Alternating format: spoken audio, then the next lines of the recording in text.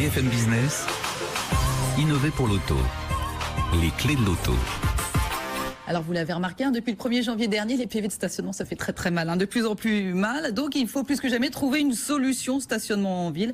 Pas de panique, des startups s'en occupent et elles sont de plus en plus nombreuses. Il y a véritablement une ubérisation du stationnement, comme on dit. William Roselfeld, bonjour. Bonjour. Cofondateur et PDG de Zenpark, le leader du parking partagé en France, créé en 2011. Clément Rossigneux, bonjour. Bonjour. Directeur de Parking Map, spécialisé dans le stationnement connecté depuis 2012. J'ai une petite question rapide et efficace à vous poser à chacun. Comment ça marche Zenpark ? C'est très simple en fait, on fait du parking partagé comme vous l'avez dit, donc il suffit de télécharger l'application mobile. À partir de cette application, vous localisez le parking qui vous intéresse, soit de façon immédiate parce que vous avez besoin d'un parking là tout de suite, soit à l'avance si vous avez un rendez-vous ultérieur. Vous faites guider jusqu'au parking, arrivez devant le parking, vous ouvrez le portail, puisque c'est un parking privé qu'on a partagé, connecté, vous ouvrez le portail directement avec votre téléphone mobile. Ensuite, vous stationnez comme dans n'importe quel autre parking, à cela près que ça va vous coûter entre 25 et 80% moins. Et on paie sur mobile aussi. Tout est intégré sur mobile. Tout est sur mobile. Parking Map, comment ça marche, Clément Rossigneux ? Donc c'est aussi simple. Parking Map, nous on est experts du stationnement connecté. Donc en fait on cartographie en temps réel les espaces de stationnement. On est en surface et aussi en souterrain, mais l'idée c'est vraiment de cartographier en temps réel chaque place de stationnement pour offrir des services à l'usager, le guider, lui faire gagner du temps et aider aussi le gestionnaire, donc collectivités, centres commerciaux, à mieux maîtriser leur stationnement. Moi, William Roselfeld, je voudrais vous poser une question. Je réserve ma place de parking. Est-ce que je suis assuré que quand j'arrive devant le parking, elle est toujours libre ou un autre automobiliste a pu la prendre? Est-ce qu'il a vu qu'elle était libre également? Non, elle vous est dédiée. Donc elle est réservée, je peux la réserver. Vous devez la réserver. C'est pas que vous pouvez la réserver. Vous devez la réserver, encore une fois, ça peut être de façon immédiate. C'est-à-dire vous faites géolocaliser, vous dites je veux un parking tout de suite maintenant, et en fait cette réservation se fait de façon immédiate. Et au passage, notre baseline, je dirais notre motto, en dessous Zenpark, c'est votre place vous attend. Donc c'est bien une des valeurs ajoutées, c'est que votre place vous attend quoi qu'il se passe. On dit souvent que vous êtes concurrents les uns et les autres et pourtant vous travaillez ensemble. Vous faites quoi? Oui, on a différents projets que l'on aborde en partenariat, puisque derrière, en fait, Zenpark est opérateur, entre guillemets, du stationnement. Il opère des parkings. Et nous, en fait, on propose des services pour rendre plus facile ces parkings, pour faire du guidage et de la gestion de parking. Donc, en fait, on est plus partenaire que concurrent. Oui. Pour l'instant, vous avez travaillé essentiellement avec des collectivités. Collectivités, centres commerciaux et aussi exploitants de parking. Centres commerciaux, vous commencez à peine. Il y a un exemple qui est tout récent. C'est Carrefour d'Épinay ? C'est ça. Alors racontez-nous, ça marche de la même façon parce que on n'a pas expliqué comment vous faites vous dites on cartographie. Comment vous faites pour cartographier, pour voir quelles sont les places libres? Vous avez des yeux partout? Oui, c'est ça. En fait, on a différentes technologies en fait que l'on intègre pour connecter ces places de stationnement. Donc, on peut connecter avec des capteurs magnétiques, des capteurs ultrasons ou des capteurs par analyse d'image. Donc ça, vous les placez et on les déploie en fait dans les rues, sur les parkings, pour venir en fait avec, je dirais, la meilleure infrastructure, le meilleur capteur, connecter ces places et créer plus de services pour les usagers et les gestionnaires. Donc si j'ai bien compris, vous gagnez de l'argent avec les collectivités locales et vous, c'est l'automobiliste qui vous rémunère directement. Concrètement, est-ce que c'est rentable ? Oui, c'est très rentable. C'est au point rentable, vous en faisiez l'introduction tout à l'heure. Je crois que la dépénalisation, le forfait poste de stationnement contribue à cette rentabilité, même si c'est pas l'élément premier. Je vous donne quelques exemples. On a beaucoup commenté l'amende versus le forfait poste de stationnement. Ce qu'on a beaucoup moins commenté, c'est que la dépénalisation, donc cette nouvelle loi de modernisation, a engendré en même temps une augmentation très nette des tarifs. Mais oui.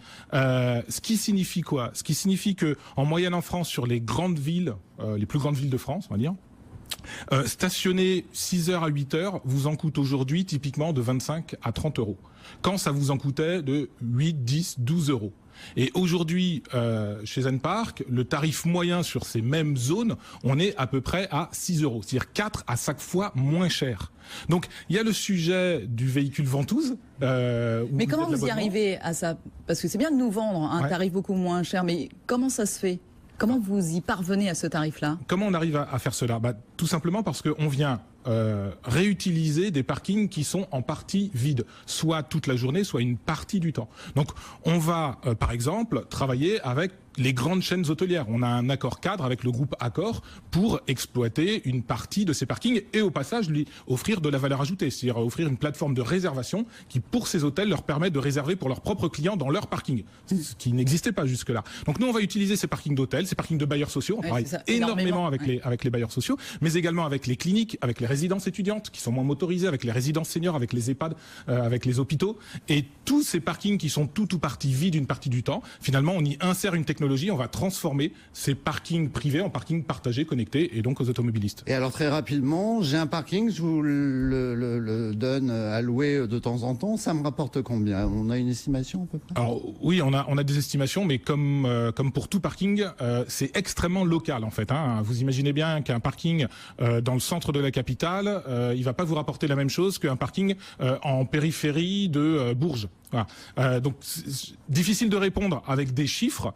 Le fait est que on partage les revenus avec ces acteurs-là et que aujourd'hui ce marché il fait, je peux vous dire, Zen Park, c'est 6 à 7% de croissance mensuelle. Donc je pense qu'ils sont satisfaits de ce qu'on leur rapporte. Donc c'est près de 10 000 places dans 500 parkings et puis ça évolue très vite, mais vous êtes déjà gros, vous avez levé 6 millions d'euros l'an dernier. Zen Park, vous êtes un peu plus petit, parking map, mais bon, au moins vous pouvez devenir néanmoins grand. En croissance. Mais néanmoins en croissance là aussi.